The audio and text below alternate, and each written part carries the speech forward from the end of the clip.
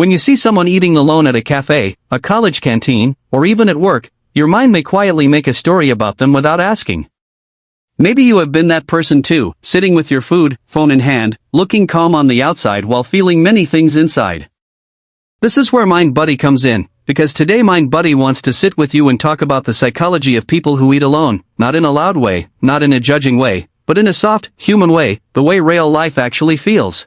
Imagine mindbuddy right now with a neutral face, small black dot eyes looking gently at you, saying let's talk honestly, because eating alone is not just about food.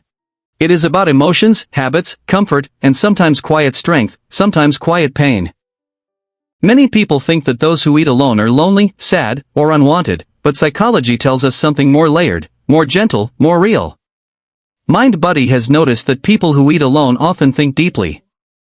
They observe their surroundings. They notice sounds, faces, and small details that group eaters miss. When you eat alone, your mind is not busy performing, laughing at the right moment, or keeping a conversation alive. Instead, your mind slows down. Slowing down can feel peaceful for some people and uncomfortable for others. Mindbuddy remembers a day when they were sitting alone at lunch, their mouth a simple straight line, eyes calm, watching people walk by, groups laughing loudly, phones on tables, plates half eaten.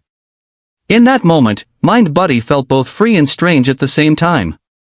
That mixed feeling is very common. Psychology says that humans are social, but not all social needs look the same. Some people recharge by being around others, and some people recharge by being with themselves. People who eat alone often belong to the second group. They may enjoy their own company, or they may be protecting their energy, because talking, smiling, and social interaction costs energy. Eating alone becomes a small safe break, a moment where no one expects anything from them. Mindbuddy sometimes feels tired, face slightly drooping, because explaining yourself every day can be exhausting. Food becomes the excuse to finally rest. There is also another quiet reason people eat alone, and it is not talked about much. Some people eat alone because they fear judgment. They worry about how they eat, what they eat, how much they eat. Eating alone removes that pressure. Psychology shows that when we feel watched, our behavior changes, even something as simple as chewing or choosing a meal. Mindbuddy once felt confused, confusion clear in the small eyes, wondering why sitting with others felt heavy. Later, mindbuddy realized it was because of constant self-awareness. Eating alone allowed mindbuddy to be natural, no pretending, no adjusting, just eating. Another important part is control. People who eat alone often like having control over their time and pace. They do not want to rush because someone else finished early. They do not want to wait while food gets cold. This is not selfishness. It is self-attunement. It means knowing what feels right for you. Mindbuddy gently smiles here, because self-attunement is a quiet form of self-respect. Psychology also tells us that some people eat alone because they feel invisible in groups. Even when sitting with others, they feel unheard. Eating alone feels more honest than sitting silently at a crowded table. Mindbuddy remembers sitting in a group once, mouth slightly curved down, saying nothing, feeling more alone than when actually alone. This is something many people relate to but rarely say out loud. Eating alone can also be a response to past experiences. Maybe someone was teased at the table, ignored, or made to feel awkward. The brain remembers pain and tries to avoid it. It chooses solitude as safety. This is not weakness. This is the brain protecting the heart. Mindbuddy wants you to know that if you eat alone because you were hurt before, it makes sense. Your feelings make sense. There is also the personality side. Introverted people often prefer solo meals, because meals with others can feel like performances, even if no one means harm. Psychology explains that introverts process internally. They feel deeply but quietly. Eating alone gives them space to process thoughts without interruption. Mindbuddy's face becomes thoughtful here, eyes looking slightly upward, because thinking during meals can be comforting. It is like giving your mind a soft chair to sit on. Daily life gives us very little silence, so people who eat alone sometimes create it intentionally. Another gentle truth is that some people eat alone not by choice but by circumstance. New city, new job, different routine. Psychology says that humans often blame themselves for situational loneliness, even when it is not their fault. Mindbuddy wants to place a calm hand on your shoulder and say this: eating alone does not mean you failed socially. Sometimes it just means life is in a transition phase. Transitions are lonely before they become stable. One more thing mindbuddy has noticed is that people who eat alone often develop a strong inner dialogue.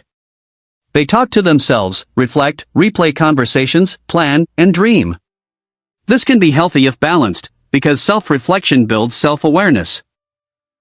Psychology also gently warns that too much isolation can turn reflection into overthinking.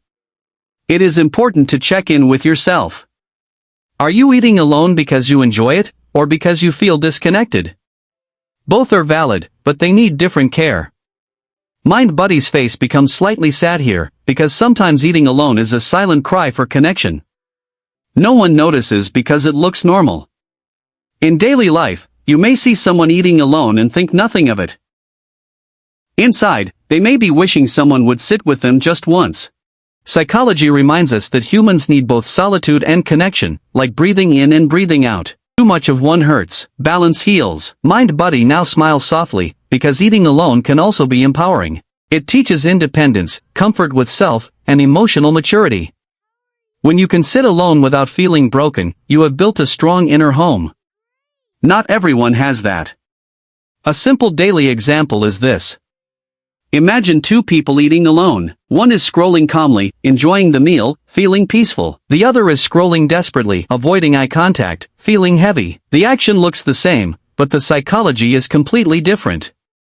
Mindbuddy wants you to listen to your feelings, not your habits, because habits hide emotions. Feelings reveal them. If you enjoy eating alone, honor it. It is your way of recharging.